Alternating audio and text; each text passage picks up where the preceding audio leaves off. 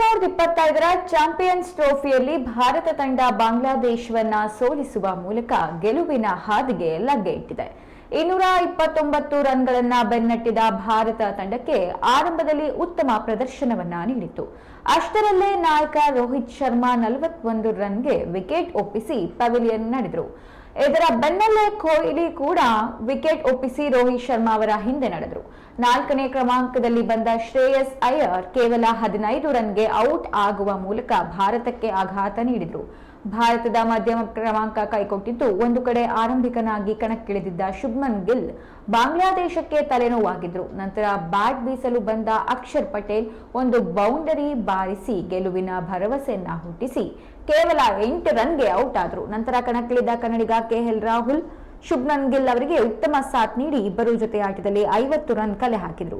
ಶುಭ್ಮನ್ ಗಿಲ್ ಶತಕ ಸಿಡಿಸುವ ಮೂಲಕ ಭಾರತ ತಂಡದ ಅಭಿಮಾನಿಗಳ ಗಮನ ಸೆಳೆದರೆ, ಮತ್ತೊಂದೆಡೆ ಕನ್ನಡಿಗ ರಾಹುಲ್ ಒಂದು ಬೌಂಡರಿ ಮತ್ತು ಸಿಕ್ಸರ್ ಬಾರಿಸುವ ಮೂಲಕ 41 ರನ್ ಕಲೆ ಹಾಕಿ ಅಜೇಯರಾಗಿ ಭಾರತ ತಂಡವನ್ನ ಗೆಲ್ಲಿಸಿದರು.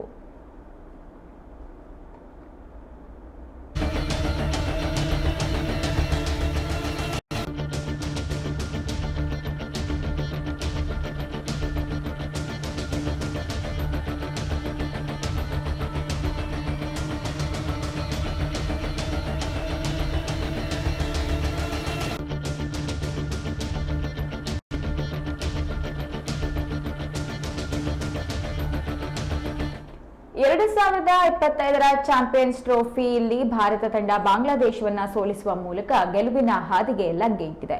229 ರನ್ಗಳನ್ನ ಬೆನ್ನಟ್ಟಿದ ಭಾರತ ತಂಡಕ್ಕೆ ಆರಂಭದಲ್ಲೇ ಉತ್ತಮ ಪ್ರದರ್ಶನ ನೀಡಿತ್ತು. ಅಷ್ಟರಲ್ಲೇ ನಾಯಕ ರೋಹಿತ್ ಶರ್ಮಾಗೆ 41 ರನ್ಗೆ ವಿಕೆಟ್ ಒಪ್ಪಿಸಿ ಪೆವಿಲಿಯನ್ಗೆ ನಡೆದರು.